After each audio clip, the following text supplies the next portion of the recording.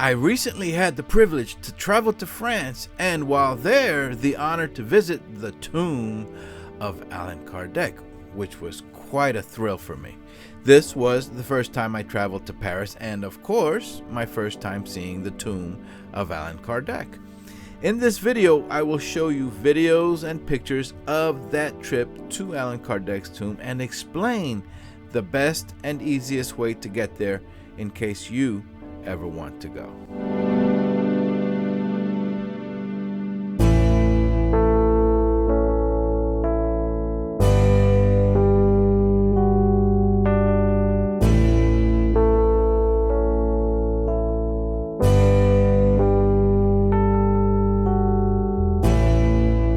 Allan Kardec was born on October 3rd, 1804 in Lyon, France, and died on March 31st, 1869 in Paris, France.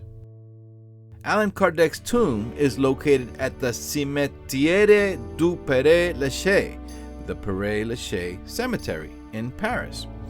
I can't tell you what the best transportation to use to get to the cemetery because I used Uber most of the time that I was in Paris. It was very simple and pretty cheap. I do know that it is possible to get there by train or city bus. Now, if you were to look up the address for that cemetery, you will get 16 Rue du Repos 75020. But I can tell you now, that particular gate is far from the tomb. Also, when I researched that address on Google Maps, it shows a gate that is closed, and that corner doesn't seem very inviting for a cemetery.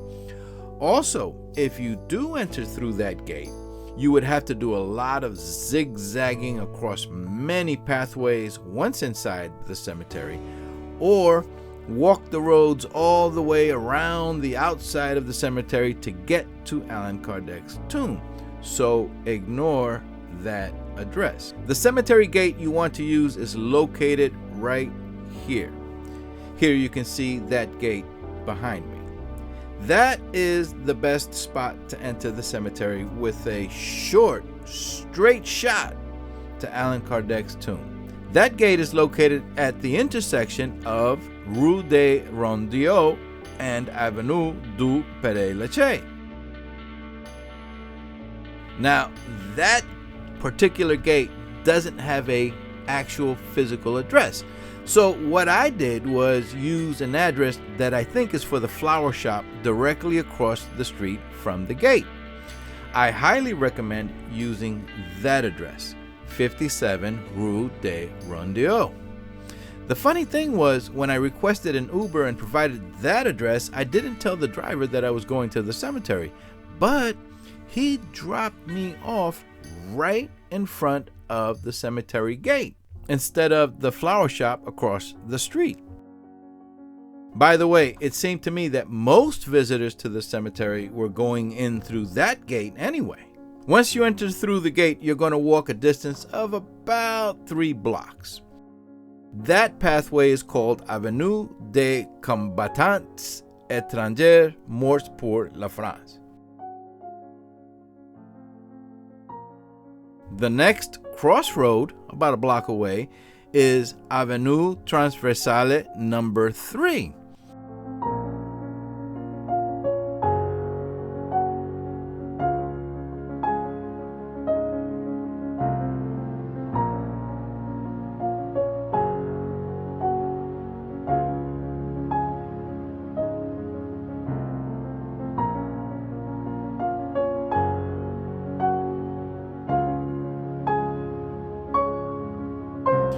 Soon after passing Avenue Transversale number 3, you will come upon a building on the left called Crematorium du Pere-Lachaise, which tells me from the translation that this is a place where our dearly departed are cremated.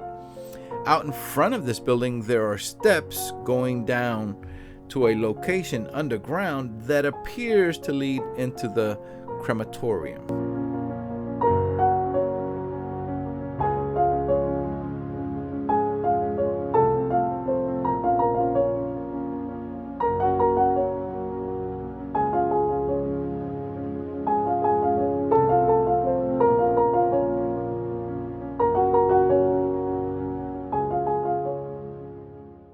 And soon after that, you will see one more crossroad called Avenue Transversale number 2.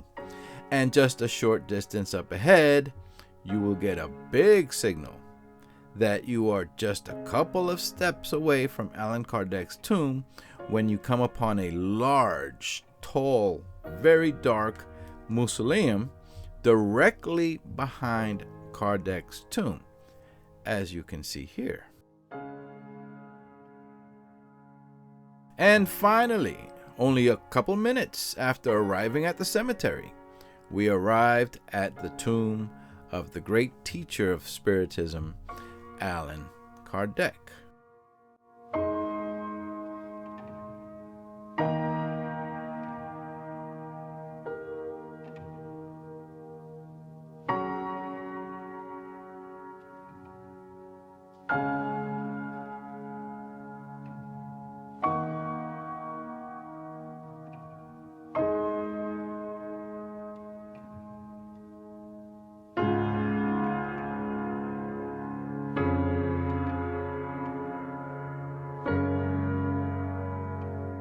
There are several interesting engraved writings on the tomb.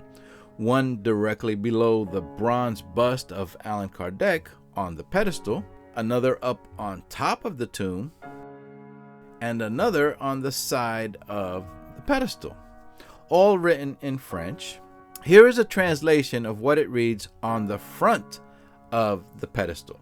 One thing I realized is that most of the letters that look like a V are actually the letter U. The first line is simple enough: founder of spiritualist philosophy. The next line reads, every effect has a cause. Then, if I got this right, it reads, an intelligent cause. And finally, there appears to be a longer line that reads, the power of the cause is in proportion to the magnitude of the effect. On the side of the pedestal, we see the following: Amélie Gabrielle Baudet, widow of Allan Kardec, November 1790, January 21, 1883. This tells me that Kardec's wife is also located at this tomb, but I'm really not sure.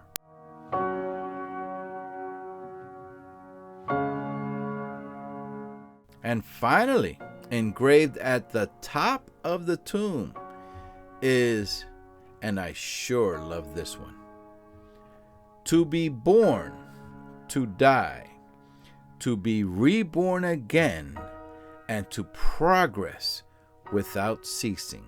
Such is the law.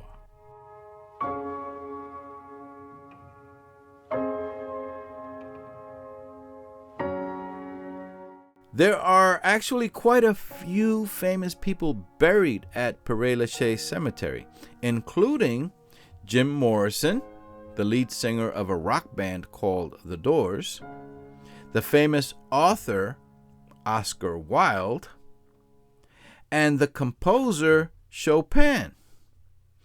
As we were leaving the cemetery, we saw that there was a guided walking tour where a tour guide, speaking French, was talking about the various graves there, including the grave or tomb of Allan Kardec. Hippolyte Denisard Rivaille. Comme son nom l'indique, c'était un enseignant lyonnais. Ce que je vais vous dire maintenant n'est que de sa responsabilité. Il dit qu'il est rentré en contact avec un esprit. Et cet esprit lui indique que dans une vie antérieure, il était druide. Et que maintenant, sur cette terre, il est chargé de mener des discours. Sa définition, croyance en la survivance de l'âme, associée à la croyance en un être suprême, et associée à la croyance. C'est les trois styles en main. Le premier est indéniable. Quand je dis que l'on peut faire ce que l'on veut, et là nous avons un dolmen. Un dolmen fait de granit de notre belle Bretagne. D'ailleurs, le pseudonyme qui s'est accordé, Kardec, le breton, de sa fin.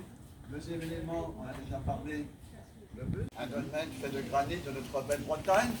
D'ailleurs, le pseudonyme qui s'est accordé, Kardec, le breton, je laisse la fin. Deuxième élément, on a déjà parlé, le buste. Quelques rituels, vous laissez le temps de faire vos expériences, de venir toucher les petits menhirs qui sont devant. Vous nous ferez pas mal, car à force d'attouchement, le granit est poli. Et Dieu sait si le granit est une pierre dure. Alors que là, je me rends la main.